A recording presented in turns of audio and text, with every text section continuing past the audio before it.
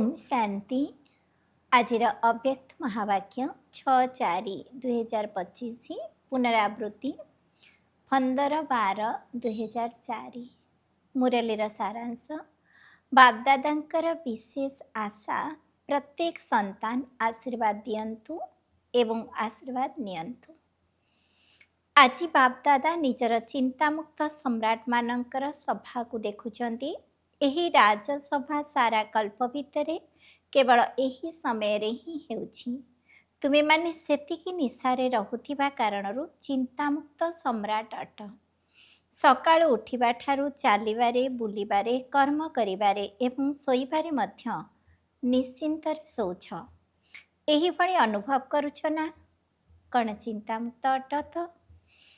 होई सारिछ ना एबे हेउछ? होई जाइछ ना? निश्चिंत मध्य अट एवं सम्राट मध्य अट। स्वराज्य अधिकारी अर्थात एही सर्वकर्मेन्द्रिय उपरे राज्य करुथिबा चिंतामुक्त सम्राट अट। तेणु स्वराज्य अधिकारी अट। तुम मानकर एही भଳି सभा अटे। एबे काहार कौनसी चिंता अछि कि? अछि किछि चिंता? काहेकि ना निजर सबु चिंता बाबांकु देई देइछ। तेणु बोझ ओह्लाई जाइछि ना? चिंता समाप्त हैला एवं चिंतामुक्त सम्राट होई अमूल्य जीवनर अनुभव करुछ। समस्तंकर मस्तकरे पवित्रतार आलोकर मुकुट आपे आपे चमकुछि। तेबे चिंतामुक्त आत्मा मानक उपरे आलोकर मुकुट देखा जाउछि। जदि कौनसी चिंता करुछ बा कौनसी बोझ निज उपरको उठाई नेउछ, तेबे जानिछ तुम मुंड उपरको कण आसी जाउछि? बोझर टोकी आसी जाउछि। एबे चिंता कर, मुकुट एवं बोझर टोकी को सम्मुख को आण। कण भल लागुछि? टोकी भल लागुछि ना आलोकर मुकुट भल लागुछि? टीचर माने कुह, कण भल लागुछि? मुकुट भल लागुछि ना? तेणु समस्ते कर्मेन्द्र मानक उपरे राज्य करिबा वाला सम्राट अट। पवित्रता ही तुमको आलोकर मुकुटधारी करि देउछि। सेथिपाई तुम मानकर स्मारकी जड़ चित्र मानकरे दुईटी मुकुट देखाइछंती। द्वापर जुग ठारू राजा तो अनेक होइछंती, सम्राट मध्य बहुत होइछंती, किंतु दुई मुकुटधारी केही भी होई नाहंती। चिंतामुक्त सम्राट एवं स्वराज्य अधिकारी मध्य केही होई नाहंती। काहेकि ना पवित्रतार शक्ति ही मायाजीत कर्मेन्द्रियजीत विजयी करिदिए। तेबे चिंतामुक्त सम्राट मानकर लक्षण हैला सर्वदा निजे मध्य संतुष्ट रहुथिबे एवं अन्य मानकु मध्य संतुष्ट करुथिबे। केबे भी कौनसी कथार अप्राप्ति नथिबो। काहेकि असंतुष्ट हेबे? कारण जेउठी अप्राप्ति अछि सेठारे असंतुष्टता अछि। जेउठी प्राप्ति रहिछि सेठारे संतुष्टता रहिछि। कण एही भଳି होइछ त? चेक कर, सदा सर्वप्राप्ति स्वरूप संतुष्ट अट त? गायन मध्य रहिछि कौनसी भी वस्तु अप्राप्त नुहे, देवता मानकर नुहे, ब्राह्मण मानकर भंडार रे। संतुष्टता ही ब्राह्मण जीवनर श्रेष्ठ श्रृंगार अटे, श्रेष्ठ मूल्य अटे। तेबे समस्ते संतुष्ट आत्मा त? बापदादा एही भଳି चिंतामुक्त सम्राट पिला मानंकु देखि खुशी हेउछंती। बाह मोर चिंतामुक्त सम्राट बाहा। समस्ते बाहा बाहा अटना? तेबे जेउ माने चिंतामुक्त अट से माने हाथ उठाओ। कण निश्चित अट त? कौनसी चिंता आसु नाही त? केबे तो आसुथिबो ना? केबे भी आसु नाही? बहुत भल कथा। तेबे चिंतामुक्त हेबार विधि मध्य बहुत सहज अटे, किछि मुश्किल नुहे। केवल गोटिए शब्दर मात्रारे टिकिए अंतर रहिछि। सेही शब्दटी हेला मोर को तोर रे परिवर्तन करि दियो। मोर नुहे तोर। तेबे हिंदी भाषा रे मेरा मध्य लेख एवं तेरा मध्य लेख। तेबे कौन अंतर देखा जाउछि? मे एवं तेर ना, किंतु फरक केते बड़ होई जाउछि। तेणु तुम्हें समस्ते मोर करिला वाला अट ना तोर तोर करिला वाला अट? कौन मोर को तोर रे परिवर्तन करि नेछ? जदि करिनाह तेबे एबे ही करि दियो। मोर मोर करिबा अर्थ दास हेबा एवं उदास हेबा। मायार दास होई जाउछ ना, तेणु उदास तो निश्चित होइथिबे ना। उदासी अर्थात मायार दासी। ତୁମେମାନେ ମାୟାଜିତ ଅଟ, ମାୟାର ଦାସୀ ନୁହେଁ। ତେବେ କ'ଣ କେବେ କେବେ ଉଦାସୀ ଆସୁଛି କି? କେବେ କେବେ ତାର ସ୍ୱାଦ ମଧ୍ୟ ଚାଖି ନେଉଛ? କାହିଁକି ନା 63 ଜନ୍ମ ଉଦାସ ରହିବାର ଅଭ୍ୟାସ ଅଛି ନା। ତେଣୁ କେବେ କେବେ ତାହା ଜାଗ୍ରତ ହୋଇଯାଉଛି। ସେଥିପାଇଁ ବାପଦାଦା କ'ଣ କହୁଛନ୍ତି? ସବୁ ପିଲା ଚିନ୍ତାମୁକ୍ତ ସମ୍ରାଟ ଅଟ। ଯଦି ଏବେ ବି କେଉଁଠି ନା କେଉଁଠି କୌଣସି କୋଣରେ ଚିନ୍ତାକୁ ଲୁଚାଇ ରଖିଛ, ତେବେ ତାକୁ ଦେଇଦିଅ। ନିଜ ଉପରେ ବୋଝ କାହିଁକି ରଖୁଛ? କ'ଣ ବୋଝ ରଖିବା ଅଭ୍ୟାସ ପଡ଼ିଯାଇଛି କି? ଯେବେ କି ବାବା କହୁଛନ୍ତି ସବୁ ବୋଝ ମୋତେ ଦେଇଦିଅ, ତୁମେ ହାଲୁକା ହୋଇଯାଅ, ଡବଲ ଲାଇଟ୍ ହୋଇଯାଅ। ତେବେ ଡବଲ ଲାଇଟ୍ ହେବା ଭଲ ନା ବୋଝ ଉଠାଇବା ଭଲ? ତେଣୁ ଭଲ ଭାବରେ ଚେକ୍ କରିବ। ଅମୃତ ବେଳାରେ ଯେତେବେଳେ ଉଠୁଛ ସେତେବେଳେ ଚେକ୍ କରିବ, ବିଶେଷ କରି ବର୍ତ୍ତମାନ ସମୟରେ ସବକନସିୟସନେସ୍ ଅର୍ଥାତ୍ ଅବଚେତନ ମନ ଉପରେ କୌଣସି ବୋଝ ନାହିଁ ତ? ତେବେ ସବକନସିୟସନେସ୍ ରହିବା ତ ଦୂରର କଥା, ସ୍ୱପ୍ନରେ ମଧ୍ୟ କୌଣସି ବୋଝର ଅନୁଭବ ହେବା ଉଚିତ ନୁହେଁ। ତୁମମାନଙ୍କୁ ତ ଡବଲ ଲାଇଟ୍ ସ୍ଥିତି ପସନ୍ଦ ଅଟେ ନା? ତେଣୁ ବିଶେଷ ଭାବରେ ତୁମମାନଙ୍କୁ ଏହି ପାଠ ଦିଆଯାଉଛି, ଯାହାକୁ ଅମୃତ ବେଳାରେ ଚେକ୍ କରିବ। ଚେକ୍ କରିବା ତ ଜଣାଅଛି ନା, କିନ୍ତୁ ଚେକ୍ କରିବା ସହିତ ଚେଞ୍ଜ ଅର୍ଥାତ୍ ପରିବର୍ତ୍ତନ ମଧ୍ୟ କରିବ। ମୋରକୁ ତୋରରେ ପରିବର୍ତ୍ତନ କରିଦେବ, ମୋରକୁ ତୋର। ତେଣୁ ଚେକ୍ କର ଏବଂ ଚେଞ୍ଜ କର। କାହିଁକି ନା ବାପଦାଦା ବାରମ୍ବାର ଶୁଣାଇ ଚାଲିଛନ୍ତି, ସମୟକୁ ଏବଂ ନିଜକୁ ଦେଖ, ସମୟର ଗତିକୁ ଦେଖ ଏବଂ ନିଜର ଗତିକୁ ମଧ୍ୟ ଦେଖ। ପୁଣି ଏଭଳି କହିବ ନାହିଁ ଯେ ମୋର ତ ଜଣା ହିଁ ନଥିଲା, ମୋତେ ତ ଜଣା ନଥିଲା, ସମୟ ଏତେ ତୀବ୍ର ବେଗରେ ଚାଲିଗଲା। କେବେ ତ ପିଲା ଭାବୁଛନ୍ତି ଏବେ ଯଦି ଟିକେ ଢିଲା ପୁରୁଷାର୍ଥ ମଧ୍ୟ ଚାଲୁଛି, ତେବେ ଅନ୍ତ ସମୟରେ ତାକୁ ତୀବ୍ର କରିନେବୁ। କିନ୍ତୁ ବହୁତ କାଳର ଅଭ୍ୟାସ ହିଁ ଅନ୍ତ ସମୟରେ ସହଯୋଗୀ ହେବ। ରାଜା ହୋଇକରି ତ ଦେଖ, କେହି କେହି ହୋଇଛନ୍ତି ଆଉ କେହି କେହି ହୋଇନାହାନ୍ତି। ଚାଲୁଛୁ ତ, କରୁଛୁ ତ, ସମ୍ପନ୍ନ ହୋଇଯିବୁନି, ଏହିଭଳି ଭାବୁଛନ୍ତି। କିନ୍ତୁ ଏବେ ଚାଲିବାର ସମୟ ଆଉ ନାହିଁ, କରିବାର ସମୟ ମଧ୍ୟ ନାହିଁ, ଉଡ଼ିବାର ଅଛି। ଏବେ ତ ଉଡ଼ିବାର ବେଗ ଆବଶ୍ୟକ। ଡେଣା ତ ମିଳିଯାଇଛି ନା? ଉମଙ୍ଗ, ଉତ୍ସାହ ଏବଂ ସାହସର ଡେଣା ତ ସମସ୍ତଙ୍କୁ ମିଳିଛି। ଏହା ସହିତ ବାବାଙ୍କର ବରଦାନ ମଧ୍ୟ ରହିଛି। କ'ଣ ବରଦାନ ମନେ ଅଛି ତ? ସାହସର ଗୋଟିଏ ପାଦ ତୁମର ଏବଂ ସାହାଯ୍ୟର 1000 ପାଦ ବାବାଙ୍କର। କାହିଁକି ନା ବାବାଙ୍କର ପିଲାମାନଙ୍କ ସହିତ ହାର୍ଦ୍ଦିକ ସ୍ନେହ ରହିଛି। ତେଣୁ ସ୍ନେହୀ ପିଲାମାନଙ୍କର ପରିଶ୍ରମ କରିବା ବା ଦେଖିପାରିବେ ନାହିଁ। ତେଣୁ ଯଦି ସ୍ନେହରେ ବୁଡ଼ି ରହିବ, ତେବେ ମେହନତ ସମାପ୍ତ ହୋଇଯିବ। କ'ଣ ମେହନତ କରିବାକୁ ଭଲ ଲାଗୁଛି କି? ଥକି ତ ଗଲଣି ନା? 63 ଜନ୍ମ ଏଣେ ତେଣେ ଭଟକି ଭଟକି ମେହନତ କରି କରି ଥକି ଯାଇଥିଲ, କିନ୍ତୁ ବାବା ଆସି ନିଜର ସ୍ନେହ ଆଧାରରେ 3ଟି ସିଂହାସନର ଅଧିକାରୀ କରିଦେଲେ। ସେଇ 3ଟି ସିଂହାସନକୁ ତ ଜାଣିଛ ନା? କେବଳ ଜାଣିନାହଁ, ବରଂ ସିଂହାସନର ନିବାସୀ ହୋଇଯାଇଛ। ତେବେ ଅକାଳ ସିଂହାସନ ନିବାସୀ ମଧ୍ୟ ଅଟ। ବାପଦାଦାଙ୍କର ଦିଲ୍ ତଖତ ଅର୍ଥାତ୍ ହୃଦୟ ସିଂହାସନର ଅଧିକାରୀ ମଧ୍ୟ ଅଟ ଏବଂ ଭବିଷ୍ୟତର ବିଶ୍ୱ ରାଜ୍ୟ ସିଂହାସନ ଅଧିକାରୀ ମଧ୍ୟ ଅଟ। ତେଣୁ ବାପଦାଦା ସବୁ ପିଲାଙ୍କୁ ସିଂହାସନ ଅଧିକାରୀ ରୂପରେ ଦେଖୁଛନ୍ତି। ଏହିଭଳି ପରମାତ୍ମା ହୃଦୟ ସିଂହାସନ ଅନୁଭବ ସାରା କଳ୍ପରେ ଆଉ କେବେ ବି କରିପାରିବ ନାହିଁ। ତେବେ ପାଣ୍ଡବମାନେ କ'ଣ ଭାବୁଛ? ସମ୍ରାଟ ଅଟ ତ? ସମସ୍ତେ ହାତ ଉଠାଉଛନ୍ତି। ନିଜର ସିଂହାସନକୁ କେବେ ବି ଛାଡ଼ିବାର ନାହିଁ। ଦେହ ଅଭିମାନରେ ଆସିବା ଅର୍ଥ ମାଟି ଉପରକୁ ଆସିବା। ଦେହ ମାଟି ଅଟେ ନା? ଯଦି ସିଂହାସନ ଅଧିକାରୀ ହେଲ, ତେବେ ବାଦଶାହ ଅର୍ଥାତ୍ ସମ୍ରାଟ ହେଲ। ବାପଦାଦା ସବୁ ପିଲାଙ୍କର ପୁରୁଷାର୍ଥର ଚାର୍ଟକୁ ଚେକ୍ କରୁଛନ୍ତି। 4ଟି ଯାକ ବିଷୟରେ କିଏ କିଏ କେଉଁ ପର୍ଯ୍ୟନ୍ତ ପହଞ୍ଚିଛନ୍ତି।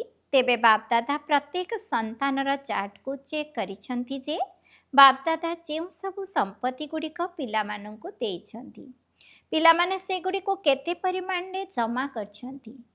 ତେଣୁ ଜମାର ଖାତାକୁ ଚେକ୍ କରିଛନ୍ତି। କାହିଁକି ନା ସମ୍ପତ୍ତି ତ ବାବା ସବୁ ପିଲାଙ୍କୁ ଏକାଭଳି ଏବଂ ଏକା ପରିମାଣରେ ହିଁ ଦେଇଛନ୍ତି, କାହାକୁ କମ୍ କାହାକୁ ଅଧିକ ଦେଇନାହାନ୍ତି। ତେବେ ସମ୍ପତ୍ତିକୁ ଜମା ହେବାର ଚିହ୍ନ କ'ଣ? ସମ୍ପତ୍ତି ଗୁଡ଼ିକୁ ତ ସମସ୍ତେ ଜାଣିଛ ନା? ସବୁଠାରୁ ବଡ଼ ସମ୍ପତ୍ତି ହେଲା ଶ୍ରେଷ୍ଠ ସଂକଳ୍ପ ରୂପୀ ସମ୍ପତ୍ତି। ତେବେ ସଂକଳ୍ପ ମଧ୍ୟ ସମ୍ପତ୍ତି ଅଟେ ଏବଂ ବର୍ତ୍ତମାନର ସମୟ ମଧ୍ୟ ବହୁତ ବଡ଼ ସମ୍ପତ୍ତି ଅଟେ। କାହିଁକି ନା ବର୍ତ୍ତମାନ ସମୟରେ ଯାହା ବି ପ୍ରାପ୍ତ କରିବାକୁ ଚାହିଁବ, ଯାହା ବି ବରଦାନ ନେବା ପାଇଁ ଚାହିଁବ, ନିଜକୁ ଯେତେ ଶ୍ରେଷ୍ଠ କରିବା ପାଇଁ ଚାହିଁବ, ତାହା ଏବେ ହିଁ କରିପାରିବ। ଏବେ ନୁହେଁ ତ କେବେ ନୁହେଁ। ଯେପରି ସଂକଳ୍ପ ରୂପୀ ସମ୍ପତ୍ତିକୁ ବ୍ୟର୍ଥରେ ନଷ୍ଟ କରିବା ଅର୍ଥ ନିଜର ପ୍ରାପ୍ତିଗୁଡ଼ିକୁ ନଷ୍ଟ କରିବା। ସେହିପରି ଯଦି ସମୟର ଗୋଟିଏ ସେକେଣ୍ଡକୁ ମଧ୍ୟ ବ୍ୟର୍ଥରେ ନଷ୍ଟ କରିଦେଉଛ, ସଫଳ କରୁନାହଁ, ତେବେ ବହୁତ କିଛି ହରାଇ ଦେଉଛ। ଏହା ସହିତ ଜ୍ଞାନ ରୂପୀ ସମ୍ପତ୍ତି, ଗୁଣର ସମ୍ପତ୍ତି, ସର୍ବଶକ୍ତି ରୂପୀ ସମ୍ପତ୍ତି ଏବଂ ପ୍ରତ୍ୟେକ ଆତ୍ମା ଏବଂ ପରମାତ୍ମାଙ୍କ ଦ୍ୱାରା ପ୍ରାପ୍ତ ହେଉଥିବା ଆଶୀର୍ବାଦର ସମ୍ପତ୍ତି ମଧ୍ୟ ପ୍ରାପ୍ତ କରିଛ। ତେବେ ପୁରୁଷାର୍ଥ କରିବାରେ ସବୁଠାରୁ ସହଜ କାମ ହେଲା ଆଶୀର୍ବାଦ ଦିଅ ଏବଂ ଆଶୀର୍ବାଦ ନିଅ। ସୁଖ ଦିଅ ଏବଂ ସୁଖ ନିଅ। ଦୁଃଖ ଦିଅ ନାହିଁ କି ଦୁଃଖ ନିଅ ନାହିଁ। ଏମିତି ବି ନୁହେଁ ଯେ ଦୁଃଖ ତ ଦେଉନାହ, କିନ୍ତୁ ତୁମକୁ ଯଦି କେହି ଦେଉଛି ତାକୁ ସ୍ୱୀକାର କରିନିଅ, କାରଣ ଏହା ଦ୍ୱାରା ଦୁଃଖ ତ ହେବ ନା।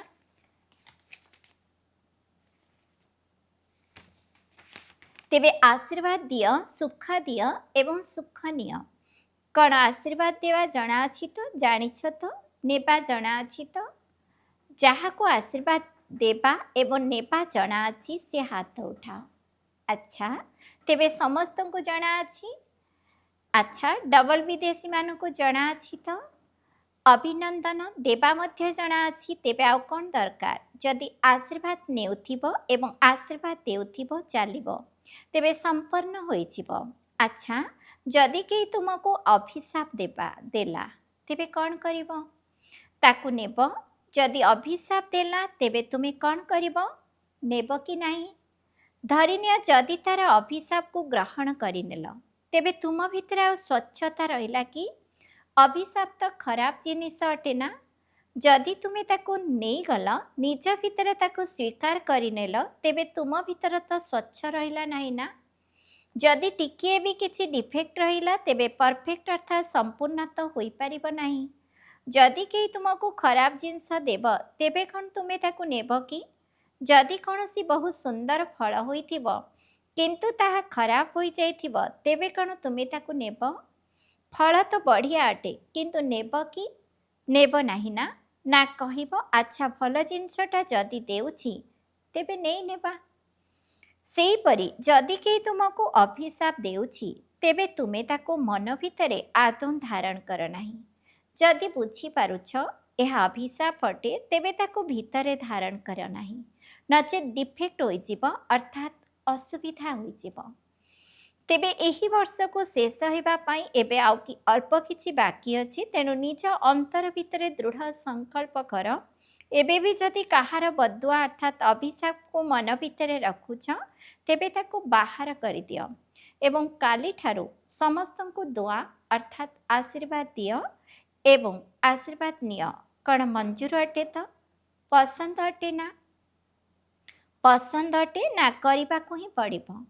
ପସନ୍ଦ ତ ଅଟେ, କିନ୍ତୁ ଯେଉଁମାନେ ଭାବୁଛନ୍ତି ଯାହା ବି ହୋଇଯାଉ କରିବାକୁ ହିଁ ପଡ଼ିବ, ସେମାନେ ହାତ ଉଠାଅ।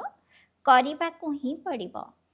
ତେବେ ଯେଉଁ ସବୁ ସ୍ନେହୀ ସହଯୋଗୀମାନେ ଆଜି ଆସିଛନ୍ତି, ସେମାନେ ହାତ ଉଠାଅ। ବାପଦାଦା ସେମାନଙ୍କୁ ଅଭିନନ୍ଦନ ଦେଉଛନ୍ତି, କାହିଁକି ନା ତୁମେମାନେ ସହଯୋଗୀ ମଧ୍ୟ ଅଟ ଏବଂ ସ୍ନେହୀ ମଧ୍ୟ ଅଟ। କିନ୍ତୁ ଆଜି ଆଉ ଗୋଟିଏ ପାଦ ଉଠାଇ ବାବାଙ୍କ ଘରକୁ ବା ନିଜ ଘରକୁ ଆସିଛ, ସେଥିପାଇଁ ଅଭିନନ୍ଦନ। ଆଚ୍ଛା, ଯେଉଁମାନେ ବି ସ୍ନେହୀ ସହଯୋଗୀ ହୋଇ ଆସିଛନ୍ତି, କ'ଣ ସେମାନେ ମଧ୍ୟ ଭାବୁଛନ୍ତି ତ ଆଶୀର୍ବାଦ ଦେବୁ ଏବଂ ଆଶୀର୍ବାଦ ନେବୁ? ଭାବୁଛ ତ? ସାହସ ରଖୁଛ ତ? ଯେଉଁମାନେ ବି ସାହସ ରଖିବ ତାଙ୍କୁ ସାହାଯ୍ୟ ନିଶ୍ଚିତ ମିଳିବ। ତେଣୁ ଲମ୍ବା ହାତ ଉଠାଅ। ଆଚ୍ଛା, ତେବେ ତ ତୁମେମାନେ ମଧ୍ୟ ଭରପୁର ହୋଇଯିବ, ସେଥିପାଇଁ ଅଭିନନ୍ଦନ। ଆଚ୍ଛା, ଯେଉଁମାନେ ନିୟମିତ ବିଦ୍ୟାର୍ଥୀ ଅଟନ୍ତି କିନ୍ତୁ ବ୍ରାହ୍ମଣ ଜୀବନରେ ବାପଦାଦାଙ୍କ ସହିତ ମିଶିବା ପାଇଁ ପ୍ରଥମ ଥର ଆସିଛନ୍ତି କିନ୍ତୁ ନିଜକୁ ବ୍ରାହ୍ମଣ ମନେ କରୁଛନ୍ତି, ନିୟମିତ ବିଦ୍ୟାର୍ଥୀ ଅଟନ୍ତି, ସେମାନେ ଯଦି ଭାବୁଛନ୍ତି ଯେ କରିବାକୁ ହିଁ ପଡ଼ିବ, ତେବେ ହାତ ଉଠାଅ। କ'ଣ ଆଶୀର୍ବାଦ ଦେବ ଏବଂ ଆଶୀର୍ବାଦ ନେବ ତ? ଟିଚରମାନେ ହାତ ଉଠାଉଛନ୍ତି ତ? କ୍ୟାବିନ୍ ବାଲା ହାତ ଉଠାଉ ନାହାନ୍ତି। ଏମାନେ ଭାବୁଛନ୍ତି ଆମେ ତ ଏବେ ମଧ୍ୟ ଦେଉଛୁ, ଏବେ ସମସ୍ତଙ୍କୁ କରିବାକୁ ହିଁ ହେବ। ଯାହା ବି ହୋଇଥାଉ ସାହସ ରଖ, ଦୃଢ଼ ସଂକଳ୍ପ ରଖ। ଧରିନିଅ ଯଦି ଅଭିଶାପର ପ୍ରଭାବ ପଡ଼ିଗଲା, ତେବେ ଅଧିକ 10 ଗୁଣା ଆଶୀର୍ବାଦ ଦେଇ ତାକୁ ସମାପ୍ତ କରିଦିଅ। ଗୋଟିଏ ଅଭିଶାପର ପ୍ରଭାବକୁ 10 ଗୁଣା ଆଶୀର୍ବାଦ ଦେଇ ତାକୁ ହାଲକା କରିବାକୁ ହେବ। ତାପରେ ସାହସ ଆସିଯିବ। କ୍ଷତି ତ ତୁମର ହେଉଛି ନା? ଅନ୍ୟ ଲୋକ ତ ଅଭିଶାପ ଦେଇ ଚାଲିଗଲା, କିନ୍ତୁ ଯିଏ ସେଇ ଅଭିଶାପକୁ ନିଜ ଭିତରେ ସମାହିତ କରିନେଲା, ତେବେ ଦୁଃଖୀ କିଏ ହେଉଛି? ନେଲାବାଲା ନା ଦେଲାବାଲା? ଦେବାବାଲା ମଧ୍ୟ ଦୁଃଖୀ ହେଉଛି, କିନ୍ତୁ ନେବାବାଲା ତ ଅଧିକ ଦୁଃଖୀ ହେଉଛି ନା? କାରଣ ଦେବାବାଲା ତ ବେପରୁଆ ହୋଇଥାଏ ନା। ଆଜି ବାପଦାଦା ନିଜର ଦିଲ୍ର ବିଶେଷ ଆଶା ଶୁଣାଉଛନ୍ତି। ବାପଦାଦାଙ୍କର ସବୁ ପିଲାଙ୍କ ପ୍ରତି, ଚାହେ ଦେଶବାସୀ ହୁଅନ୍ତୁ, ଚାହେ ବିଦେଶବାସୀ ହୁଅନ୍ତୁ, ଚାହେ ସହଯୋଗୀ ମଧ୍ୟ ହୁଅନ୍ତୁ, କାହିଁକି ନା ସହଯୋଗୀମାନଙ୍କୁ ମଧ୍ୟ ପରିଚୟ ତ ମିଳିଛି ନା। ତେବେ ଯଦି ପରିଚୟ ମିଳିଯାଇଛି, ତେବେ ପରିଚୟରୁ ମଧ୍ୟ ପ୍ରାପ୍ତି ତ କରିବା ଉଚିତ ନା। ତେଣୁ ବାପଦାଦାଙ୍କର ଏହି ଆଶା ରହିଛି ଯେ ମୋର ପ୍ରତ୍ୟେକ ସନ୍ତାନ ସମସ୍ତଙ୍କୁ ଆଶୀର୍ବାଦ ଦେଇ ଚାଲିଥାନ୍ତୁ। ତେଣୁ ଆଶୀର୍ବାଦର ଭଣ୍ଡାର ଯେତେ କମ୍ କରିପାରିବ କରିଚାଲ, କାହିଁକି ନା ଏହି ସମୟରେ ଯେତେ ଆଶୀର୍ବାଦ ଜମା କରିବ ବା ଏକାଠି କରିବ, ସେହି ଅନୁସାରେ ଯେତେବେଳେ ତୁମେମାନେ ପୂଜ୍ୟ ହେବ, ସେତେବେଳେ ଭକ୍ତ ଆତ୍ମାମାନଙ୍କୁ ଆଶୀର୍ବାଦ ଦେଇପାରିବ। ତେଣୁ ଆଶୀର୍ବାଦର ଭଣ୍ଡାର ଯେତେ ଜମା କରିପାରିବ କରିଚାଲ, କାହିଁକି ନା ଏହି ସମୟରେ ଯେତେ ଆଶୀର୍ବାଦ ଜମା କରିବ ବା ଏକାଠି କରିବ, ସେହି ଅନୁସାରେ ଯେତେବେଳେ ତୁମେମାନେ ପୂଜ୍ୟ ହେବ, ସେତେବେଳେ ଭକ୍ତ ଆତ୍ମାମାନଙ୍କୁ ଆଶୀର୍ବାଦ ଦେଇପାରିବ। ତେଣୁ କେବଳ ଏବେ ତୁମମାନଙ୍କୁ ଆଶୀର୍ବାଦ ଦେବାର ନାହିଁ, ଦ୍ୱାପର ଯୁଗଠାରୁ ମଧ୍ୟ ଭକ୍ତ ଆତ୍ମାମାନଙ୍କୁ ଆଶୀର୍ବାଦ ନେବାକୁ ପଡ଼ିବ। ତେଣୁ ସେତିକି ଆଶୀର୍ବାଦର ଷ୍ଟକ୍ ଜମା କରିବାକୁ ହେବ। ରାଜା ସନ୍ତାନ ଅଟନା? ବାପଦାଦା ତ ପ୍ରତ୍ୟେକ ସନ୍ତାନକୁ ରାଜା ସନ୍ତାନ ରୂପରେ ଦେଖୁଛନ୍ତି, କମ୍ ନୁହେଁ? ଆଚ୍ଛା, ତେବେ ବାପଦାଦାଙ୍କର ଆଶାକୁ ସମସ୍ତେ ଧ୍ୟାନ ଦେଇ ଶୁଣିଲ ତ? ଯେଉଁମାନେ ଏହା ଉପରେ ଗୁରୁତ୍ୱ ଦେଲ, ସେମାନେ ହାତ ଉଠାଅ। ଆଚ୍ଛା, ବାପଦାଦା 6 ମାସର ପାଠ ମଧ୍ୟ ଦେଇଛନ୍ତି, କ'ଣ ତାହା ମନେ ଅଛି ତ? ଟିଚରମାନଙ୍କୁ ମନେ ଅଛି ତ? କିନ୍ତୁ ଏହି ଦୃଢ଼ ସଂକଳ୍ପର ଫଳାଫଳକୁ 1 ମାସ ମଧ୍ୟରେ ହିଁ ଦେଖିବୁ, କାହିଁକି ନା ନୂତନ ବର୍ଷ ତ ଶୀଘ୍ର ଆରମ୍ଭ ହୋଇଯିବ ନା। ତେବେ ସେହି 6 ମାସର ପାଠ ଅଲଗା, ଏହି ଦୃଢ଼ ସଂକଳ୍ପର ଫଳାଫଳକୁ 1 ମାସରେ ଦେଖାଯିବ। ଠିକ୍ ଅଛି ନା? କ'ଣ କହୁଛ ଟିଚରମାନେ? 1 ମାସ ଠିକ୍ ହେବ ନା? ପାଣ୍ଡବମାନେ ଠିକ୍ ଅଛି ତ? ଆଚ୍ଛା, ଯେଉଁମାନେ ପ୍ରଥମ ଥର ପାଇଁ ମଧୁବନରେ ପହଞ୍ଚିଛନ୍ତି, ସେମାନେ ହାତ ଉଠାଅ। ବହୁତ ଭଲ କଥା। ଦେଖ, ବାପଦାଦାଙ୍କୁ ସର୍ବଦା ନୂଆ ନୂଆ ପିଲାମାନେ ବହୁତ ପ୍ରିୟ ଲାଗିଥାନ୍ତି, କିନ୍ତୁ ନୂଆ ନୂଆ ପିଲାମାନେ ମଧ୍ୟ ବୃକ୍ଷର ନୂଆ ପତ୍ର ସଦୃଶ ଅଟନ୍ତି, ଯାହାକି ପକ୍ଷୀମାନଙ୍କୁ ମଧ୍ୟ ବହୁତ ପ୍ରିୟ ହୋଇଥାଏ। ସେହିପରି ନୂଆ ପିଲାମାନେ ମଧ୍ୟ ମାୟାକୁ ବହୁତ ପ୍ରିୟ ଲାଗିଥାନ୍ତି। ସେଥିପାଇଁ ସବୁ ନୂଆ ପିଲାମାନେ ପ୍ରତିଦିନ ନିଜର ନବୀନତାକୁ ଚେକ୍ କରୁଥିବ। ଆଜି ଦିନରେ ମୁଁ ନିଜ ଭିତରେ କ'ଣ ନବୀନତା ଆଣିଛି, କେଉଁ ବିଶେଷ ଗୁଣ ବା ବିଶେଷ ଶକ୍ତିକୁ ନିଜ ଭିତରେ ଧାରଣ କରିଛି। ଯଦି ଏହିଭଳି ଚେକ୍ କରି ଚାଲିଥିବ ଏବଂ ନିଜକୁ ପରିପକ୍ୱ କରି ଚାଲିଥିବ, ତେବେ ସୁରକ୍ଷିତ ରହିପାରିବ, ଅମର ରହିପାରିବ। ତେବେ ଅମର ରହିବାକୁ ହିଁ ହେବ ଏବଂ ଅମର ପଦ ପାଇବାକୁ ହିଁ ହେବ। ଆଚ୍ଛା, ଚାରିଆଡ଼ର ଚିନ୍ତାମୁକ୍ତ ସମ୍ରାଟମାନଙ୍କୁ, ସର୍ବଦା ଆତ୍ମିକ ନିଶାରେ ରହୁଥିବା ଶ୍ରେଷ୍ଠ ଆତ୍ମାମାନଙ୍କୁ, ସର୍ବଦା ନିଜର ପ୍ରାପ୍ତ ହୋଇଥିବା ସମ୍ପତ୍ତିକୁ ଜମା ଖାତାରେ ବୃଦ୍ଧି କରି ଚାଲିଥିବା ତୀବ୍ର ପୁରୁଷାର୍ଥୀ ଆତ୍ମାମାନଙ୍କୁ, ସର୍ବଦା ଗୋଟିଏ ସମୟରେ 3 ପ୍ରକାରର ସେବା କରୁଥିବା ଶ୍ରେଷ୍ଠ ସେବାଧାରୀ ପିଲାମାନଙ୍କୁ ବାପଦାଦାଙ୍କର ସ୍ନେହ ସମ୍ପନ୍ନ ଶୁଭେଚ୍ଛା, ପଦ୍ମ ପଦ୍ମ ପଦ୍ମଗୁଣା ଶୁଭେଚ୍ଛା ଏବଂ ନମସ୍ତେ। ଆମ ଆତ୍ମିକ ସନ୍ତାନମାନଙ୍କର ମଧ୍ୟ ଆତ୍ମିକ ପିତାଙ୍କୁ ସ୍ନେହ ସମ୍ପନ୍ନ ନମସ୍ତେ, ନମସ୍ତେ, ନମସ୍ତେ। ଆଜିର ବରଦାନ, ସର୍ବଶକ୍ତି ଗୁଡ଼ିକୁ ଆଦେଶ ମୁତାବକ ନିଜର ସହଯୋଗୀ କରୁଥିବା ପ୍ରକୃତିଜିତ୍ ଆତ୍ମା ହୁଅ। ସବୁଠାରୁ ବଡ଼ରୁ ବଡ଼ ଦାସୀ ପ୍ରକୃତି ଅଟେ। ଯେଉଁ ପିଲାମାନେ ପ୍ରକୃତିଜିତ୍ ହେବାର ବରଦାନ ପ୍ରାପ୍ତ କରିନିଅନ୍ତି, ସେମାନଙ୍କର ଆଦେଶ ମୁତାବକ ସର୍ବଶକ୍ତି ଗୁଡ଼ିକ ଏବଂ ପ୍ରକୃତି ରୂପୀ ଦାସୀ କାର୍ଯ୍ୟ କରିଥାନ୍ତି, ଅର୍ଥାତ୍ ଯଥା ସମୟରେ ସହଯୋଗ ଦେଇଥାନ୍ତି। କିନ୍ତୁ ପ୍ରକୃତିଜିତ୍ ହେବା ପରିବର୍ତ୍ତେ ଯଦି ଅବହେଳା ପଣିଆର ନିଦରେ ବା ଅଳ୍ପକାଳର ପ୍ରାପ୍ତିର ନିଶାରେ ବା ବ୍ୟର୍ଥ ସଂକଳ୍ପର ନାଚ କରିବାରେ ମସ୍ତ ହୋଇ ନିଜର ସମୟକୁ ନଷ୍ଟ କରୁଛ, ତେବେ ଶକ୍ତିଗୁଡ଼ିକ ତୁମର ଆଦେଶ ଅନୁସାରେ କାର୍ଯ୍ୟ କରିପାରିବେ ନାହିଁ। ସେଥିପାଇଁ ଚେକ୍ କର ଯେ ପ୍ରତ୍ୟେକ ମୁଖ୍ୟ ସଂକଳ୍ପ ଶକ୍ତି, ନିର୍ଣ୍ଣୟ ଶକ୍ତି ଏବଂ ସଂସ୍କାର ରୂପୀ ଶକ୍ତି, ଏହି ତିନୋଟି ଯାକ ମୋର ଆଦେଶରେ ଚାଲୁଛନ୍ତି ତ।